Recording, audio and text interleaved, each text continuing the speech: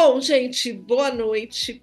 É um imenso prazer que a gente abre o Longe Talks com um tema que é um tema que além de tudo, eles se conversam, né? Na medida em que cada um tem uma história, mas que as histórias se unem por competências. Então, eu queria que cada um falasse um minuto, um pouquinho, e aí a gente vai desenrolando esse papo aí, tirando dúvidas, tá bom? Uma alegria para mim e para os meninos também estar aqui, né? Quando eu falei da proposta, eles toparam imediatamente. Esse tema eu tenho vivenciado desde que entrei na faculdade e tem sido algo muito produtivo.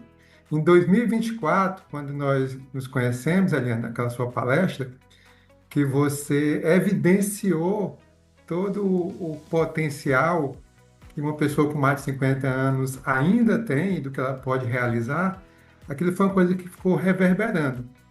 E eu já vinha acompanhando a evolução tecnológica. E quando o ChatGPT se popularizou, eu disse, eu tenho que me integrar nisso. E eu fiquei com essa ideia até que a Universidade de Fortaleza, que é onde eu estudo, lançou esse curso. Aí eu disse, não, é a oportunidade. Mas eu fiquei naquela, voltar para a faculdade depois de tanto tempo, né? Vou estar lá, um dinossauro, no meio daquela garotada, como é que vai ser? E foi um dilema que eu fiquei por um tempo. Mas aí eu lembrei, da sua palestra, aí eu disse, não, vou encarar e vamos bola para frente. E me inscrevi e tem sido uma experiência extraordinária. Não só pelo conteúdo do curso, mas pelas conexões que eu fiz, pelo convívio com essa geração mais jovem, com quem eu tenho aprendido muito. Eu entrei na faculdade com essa convicção: eu vou entrar como um aprendiz. Não tem esse negócio do que eu já fiz, é daqui para frente. Então, tudo que eu pude fazer, de me inscrever, de cursos, de iniciativas, de competições, eu me inscrevi. E normalmente em todas elas eu sou de longe o mais maduro, né? Mas eu não quis saber disso, não. Eu entrei com esse pensamento do aprendiz, como se eu estivesse fazendo graduação pela primeira vez. E isso me gerou a oportunidade de conhecer pessoas como o João Lucas, o Renan, o Darleison. E a gente começou a se integrar e houve uma sintonia tão bacana, porque ninguém está naquela posição de que eu sei mais ou eu sei menos. Cada um tem seu conhecimento, suas habilidades e todo mundo compartilha isso de uma forma generosa. Esse projeto, que é a NeuroLearning, que é um projeto voltado a ajudar neurodivergentes a aprender com mais facilidade. Porque o mundo educacional é todo voltado para a média, para alunos neurotípicos. E esses alunos neurodivergentes, quando entram nesse ambiente, enfrentam desafios muito grandes, não por falta de inteligência, mas porque eles aprendem de uma maneira diferente. Então, essa ideia, na verdade, surgiu desde a época da pandemia, quando eu comecei, ninguém tinha muito o que fazer, né? Começou a fazer curso, começou a fazer uma série de participar de eventos voltados ao aprendizado, porque eu queria aprender também. Foi a época que eu mais li na minha vida, foi durante a pandemia. E eu comecei a ler sobre aprendizado. E eu tenho o hábito de anotar tudo em caderno. Eu vou anotando os insights e vou anotando e depois vou colocando, passando para outro caderno por tópicos. Então, tudo que eu vou vendo, por exemplo, sobre aprendizado, eu vou passando por esses tópicos. E essas ideias vão se conectando, e a partir de 2025, setembro de 2025, eu comecei a descobrir que a IA era um facilitador para o aprendizado. Ela não é um substituto, mas ela é um facilitador. E aí, quando surgiu essa competição, agora em março, eu conectei todas essas ideias que estavam anotadas e construí esse projeto, né? Essa ideia de projeto. E lá, o Darleyton já é meu companheiro aí, nós fazemos o curso junto, então já temos há 2 anos aí juntos. Então ele não tem opção, ele tem que embarcar nos projetos comigo. Ele não tem livre-arbítrio.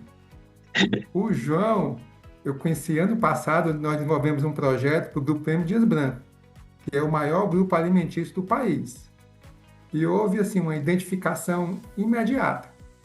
O Renan, eu conheci numa competição que a gente participou em novembro, não era da mesma equipe, mas eu conheci e também registrei que ele era assim, uma pessoa que tinha muita vontade, que tinha comprometimento. E quando entramos nessa competição em março, todos juntos, eu não dei opção para eles. Aí nessa hora eu me vali realmente da maturidade, e disse, é aqui mesmo, vem para cá. E ficamos na mesma equipe, e foi assim, um trabalho muito, muito bom. Desde o início, a gente conseguiu já destacar o nosso projeto. Essa competição tinha mentores que iam conduzindo, mas desde o início, eles viram que o nosso projeto evoluía muito rapidamente. Exatamente por esse compartilhamento de expertises, de conhecimentos, da energia deles. O João Lucas e o Renan têm muito conhecimento aí em computação, em design. Então foi assim, encaixando peças de um quebra-cabeça com facilidade. E depois que a gente ganhou essa competição, o projeto virou sério. A gente disse, vamos tocar o projeto, vamos levar adiante. E nós começamos aí uma fase de pesquisa para intensificar. Já temos o design da plataforma toda pensada para o público neurodivergente. Estamos desenvolvendo agora o MVP, né, que é o mínimo produto viável, que nós vamos testar em uma escola com alunos neurodivergentes para a gente começar a validar. Estamos desenvolvendo projetos de pesquisa na universidade, então, além dessa plataforma, isso vai virar um projeto de pesquisa, que vai virar um documento sério aí, para que a gente possa transformar esse conhecimento em algo concreto, que não só viabilize nossa plataforma, mas que viabilize também outras iniciativas que venham ajudar esse público neurodivergente. A gente que é mais jovem conseguir tratar as pessoas de igual para igual. Todo mundo é capaz, né? E foi um ponto que eu lembrei e que me fez lembrar desse ponto que o Edilson relatou, que ele se sentia muito bem com a gente, porque a gente sempre tratava ele de igual para igual. A gente conseguiu juntar vários tipos de experiências e conhecimentos para isso. Os neurodivergentes e a educação e tal é algo que é tão atemporal que a gente conseguiu juntar várias experiências de épocas diferentes para fazer um projeto em si. Toda essa parte que a gente fez da interface, do protótipo, tudo isso a gente juntou experiências de cada um, que também tem a ver com a época que cada um viveu, e conseguimos fazer o projeto e sair de lá muito bem e tocar esse projeto para frente. No início do nosso projeto, eu cheguei no finalzinho da montagem da equipe, né? Todo projeto, eu sempre chego um pouquinho atrasado e consigo montar a equipe no final, e aí só faltava uma pessoa para entrar na equipe do Edilson, eu entrei. E como na hora de decidir a ideia, né, eu sempre sou uma pessoa muito crítica, e o Edilson também sempre com uma mente muito aberta, ele sempre dava uma olhada, não, isso aqui tá certo, se eu for criticar exatamente, não é sobre a equipe, né, é sobre a ideia em si, e a gente sempre pôde colaborar muito junto, e essa troca de conhecimento é muito boa, justamente porque eu percebo que algumas coisas a gente tem mais a nossa visão e o Edilson colabora de outra forma. Exatamente chegando na experiência. Então vamos dizer que enquanto a gente está montando o nosso produto, o Edilson pensa um pouco mais lá na frente, pensa assim, não, a gente vai fazer isso aqui porque já dá certo, eu vou falar com tal pessoa porque eu sei que a gente consegue abrir um caminho por ali. Então normalmente essa troca de conhecimento sempre é muito boa pra gente. Quando eu trabalhei com o Edilson na M Dias, né, como ele bem mencionou, a gente teve uma hora que ficou só uma dupla entre eu e ele, então ele cuidava um pouco da mais parte social, eu tentava cuidar um pouco da parte mais técnica. Então essa troca que a gente sempre fazia, ou até na nossa equipe em geral, a gente sempre tenta manter um olhar muito realmente de profissionalidade. Então se a gente vê que todos estão no mesmo barco, se a gente vai aprender todo mundo junto, a gente sempre tenta manter todo mundo ali da mesma forma, no sentido de aprender, dar o conhecimento que você sabe, priorizar cada essa parte. Então, essa troca de conhecimentos, eu acho que é a ponto-chave, né, de todo o nosso projeto, e de ter essa diversidade entre idade, experiência, enfim, qualquer tipo de de conhecimento que vem agregar durante o projeto sempre é muito bem-vindo, principalmente nesse caso, no qual a pessoa pode pegar o conhecimento específico que ela tem de cada área e vai aplicando, e assim a gente vai ajudando e colaborando, né, durante todo o projeto. Como é que funciona a nossa solução, né? Então, acho que também é bacana explicar como é que é. Ela tem 2 etapas. A primeira é um livro convencional. A nossa inteligência artificial vai traduzir conteúdo para um formato que cada tipo de neurodivergente vai entender. Por exemplo, quem tem TDAH, ele vai pegar aquele conteúdo, vai extrair o que tem de essencial naquela informação, vai aumentar a fonte, vai espaçar as linhas e quem tem TDAH vai enxergar aquilo de uma forma mais objetiva, sem perder o essencial. Para quem tem, por exemplo, TEA, transtorno do espectro autista, ele vai pegar o que for abstrato e vai trazer para o concreto, vai transformar numa imagem, de forma que quem tem TEA consiga assimilar aquele conteúdo. Essa é a primeira parte, em que nós deixamos o neurodivergente em condições de igualdade com o neurotípico. Ele entendeu. A partir daí, ele vai entrar num ambiente gamificado, né? Ele vai entrar num grande jogo, onde ele vai receber missões que vão confirmar se ele realmente aprendeu. Se ele não tiver aprendido, a inteligência artificial baixa um pouco o nível e joga outra missão. Quando ele aprende, ele vai receber uma recompensa. Ele recebe um feedback imediato com a recompensa. Moedas digitais, alguma coisa que ele vai poder comprar coisas dentro da plataforma. A partir daí, ele pode ser um joguinho, pode ser o avatar dele, que ele vai comprar peças, roupas, coisas para o avatar. Isso aí vai estimular a que ele permaneça no jogo. E mais, tem uma coisa chamada prática espaçada.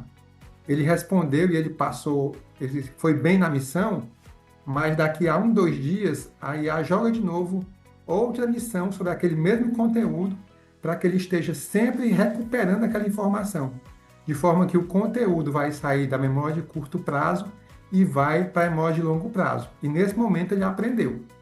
Então aí a gente vai fazer com que ele realmente aprenda. Existe uma metodologia chamada de engajamento, que ela trabalha da seguinte forma: a gente joga um gatilho que gera uma ação, essa ação gera uma recompensa variável, essa recompensa variável gera um investimento. É a mesma metodologia que as redes sociais usam para fazer com que as pessoas fiquem engajadas. Porque nós queremos que o aluno não entre na plataforma por obrigação. Ele tenha prazer em estar na plataforma, através desse jogo, desse grande jogo, que é um jogo de aprendizado para ele. Então, tem essas 2 etapas. É assim que funciona a nossa solução, né? A NeuroLearn.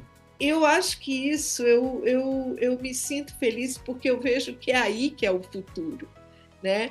E eu vou dar a palavra aí mais para vocês, que eu queria que vocês contassem um pouco dessa construção que envolve não só a construção de saberes, mas de competências, né? E de união de propósito. É que essa construção, ela é contínua e no nosso caso, no nosso grupo, ela ficou coletiva. Toda segunda-feira nós nos reunimos para avaliar o que foi feito, para planejar a próxima semana, para exatamente ver um ajudar o outro, compartilhar informações. E agora, nós também, como é um mundo com muito conhecimento que nós ainda não possuímos, nós também estabelecemos, vai ser quinta-feira, um outro encontro onde a gente vai compartilhar conhecimento sobre um livro que trata de neurodivergência. Então, todo mundo vai ler. Tá aí o livro aí, ó. Então, toda quinta a gente vai se reunir e aí vamos debater. Ficou combinado são 3 capítulos por semana. Então, a gente vai debater, ver o que foi que um entendeu, qual foi a percepção. E aí a gente vai gerar esse conhecimento sobre esse tema que ainda todos temos muito a aprender. Então, nós também focamos no aprendizado sobre aquilo que nós estamos desenvolvendo, né? Assim, como eu falei, que eu entrei como aprendiz, eu aprendo muito com eles. Assim, todo dia eu aprendo, é uma faculdade paralela conviver com eles. A gente tem que realmente aprender para o público que a gente está tá entregando a solução. Até questões de cores do aplicativo é através de estudos que a gente faz. Tem que ser todo minuciosamente estudado para ser uma plataforma totalmente acessível. Né, até agora a gente pode estabelecer as culturas, os valores que a gente vai ter durante o todo nosso processo, né? O Edilson ia chegar com outra ideia e aí eu falei, não, então vamos utilizar essa plataforma aqui, que a gente consegue trabalhar ao mesmo tempo, a gente consegue gravar as nossas opiniões, coloque um cantinho para depois a gente compilar isso tudo e depois a gente ter um documento bem organizado. Então eu sempre tento chegar nessa parte um pouco mais de como a gente consegue lidar com todo mundo em questão do conhecimento, né? Então, enquanto o Edilson estava tendo reuniões com o pessoal de ética lá da Unifor, com os professores de psicologia, a gente estava tentando desenvolver a parte técnica, ainda estamos, né? Estamos começando agora a sair dessa parte de protótipo e até o final do mês a gente já planeja, né? Ter como o Edilson disse, o MVP, né? O produto mínimo viável. Então, que é pra gente já colocar em prática, para as pessoas testarem e a gente poder ter essa validação, né? Porque não adianta, querendo ou não, a gente ter essa ideia e não conseguir colocar em prática. Então, de vez em quando a gente está pensando muito, sei lá, vamos fazer tal coisa, mas o que é que a gente consegue fazer agora, né? Unindo todos os nossos conhecimentos, o que é que a gente consegue trazer para justamente sair um produto e a gente poder colaborar com todo mundo, né? Em ajudar quem precisa. Eu faço o network, eu saio batendo na porta lá para todo canto, eu saio incomodando todo mundo na universidade. O pessoal só tem paz quando me atende, né? Porque dessa parte de neuropedagogia e neurociência, nós não temos a profundidade necessária. Então, fui atrás de uma orientadora, né, para poder nos guiar nessa parte. E tinha batido em várias portas e não estava conseguindo. E aí, por coincidência, na universidade, eles estão com um projeto, desenvolveram um livro voltado aos professores, como eles lidarem com pessoas com deficiência de todos os tipos. Aí eu disse, pronto, é a oportunidade. Aí eu fui participar desse evento lá, e quando abriram para as perguntas, eu fui o primeiro a levantar logo o braço para dizer, olha, eu não quero fazer pergunta, eu quero aqui pedir ajuda. E aí, como eu coloquei no microfone e dei publicidade à nossa necessidade, né? Aí eu deixei o pessoal meio sem saída. Então, a coordenadora do curso de psicologia já se disponibilizou. Estamos agora já com orientadora também ligada à vice-reitoria de ensino. Então, assim, é realmente você se movimentar para poder conseguir os recursos e o apoio necessário para que as coisas aconteçam. O que você deixa, e vocês também, meninos, de mensagem, né? Para quem está aqui, de encorajamento também, né? Eu vejo o projeto de vocês com muito bons olhos. É um projeto que ele é promissor, né? Então, e vai ajudar muita gente. Eu acredito muito nisso. Vejo o entrosamento de vocês, como ele falou, igual acontece no Longe Talks. Eu acredito que seja uma coisa muito natural. E a gente geralmente se une por propósito, então a idade ela passa a ser uma variável que na verdade a gente nem pensa sobre isso, né? A gente está sempre juntas aqui, eu acredito que vocês também, pensando no que a gente tem em termos de propósito, quais são os nossos objetivos, e geralmente a gente está muito alinhada. Então, a comunicação, ela se torna muito fluida, né? É uma coisa muito natural e muito gostosa, né? Até de vivenciar. Então, aí eu queria pedir para vocês deixarem uma mensagem para quem está aqui e incentivá-los, né, a continuar e crescer mais e mais, porque esse projeto, ele realmente é um projeto que tem tudo para dar certo. Salvar, faça que nem o Edilson, né? Edilson mostra um exemplo claro que, independente da idade, ele pensou em fazer o curso, iniciou, está dando certo, está colhendo os frutos, né? Então a gente não pode deixar as oportunidades passar e sempre agarrar na primeira oportunidade e seguir em frente. O Edilson lá, entre nos hackathons, os bootcamps e tal, ele é considerado, tipo assim, uma pessoa que você sempre vai querer estar na equipe dele, entendeu? Porque ele sabe fazer as coisas ali, ele sabe, já tem o manejo, já sabe como fazer tudo. Então, assim, todo o conhecimento que você tem, independente de quem você foi, etc., idade, isso, tudo que você já teve na vida vai ser importante. Eu sempre tento trazer essa parte de adicionar o conhecimento, né? Sempre estar em busca do conhecimento. Tanto na parte... quando você já tem uma vivência de mercado em si, né? Essa parte eu acho muito admirável. Então, por mais que você já tenha entendido um pouco mais como funciona o mercado, como funcionam as soluções, já ter trabalhado em muitos projetos, essa busca por conhecimento sempre é algo que eu acho que vale a pena, sempre você ouvir vozes novas, também você tem que ser ouvido, também estudar, então essa parte eu acho que de sempre estar em busca do conhecimento e não ficar estagnado é algo que principalmente é o mais importante, né? O que faz a gente tá vivo no mundo real, no dia a dia, né?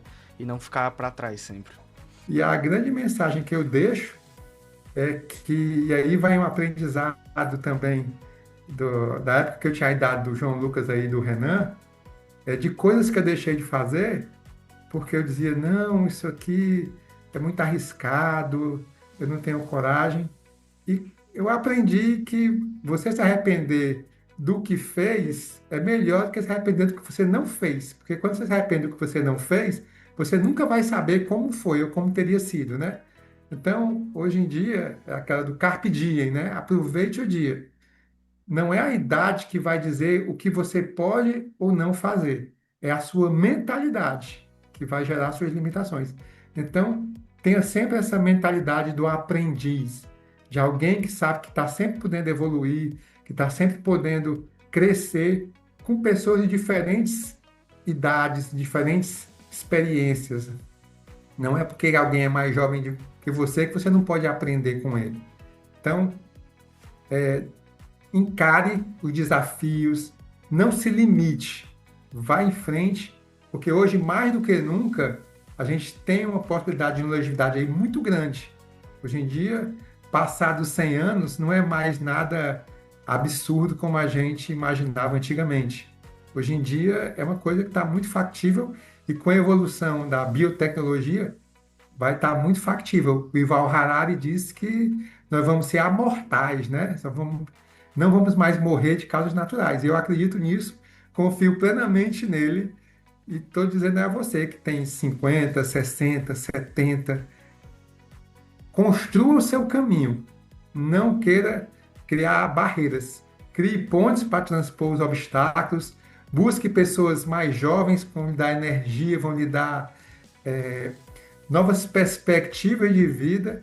E acredite que o que você pode fazer é muito além do que você imagina. Basta você acreditar, buscar pessoas complementares, pessoas com quem você pode construir sinergia, né? O que é o conceito de sinergia, que o que vocês constroem em conjunto é mais do que a soma das individualidades.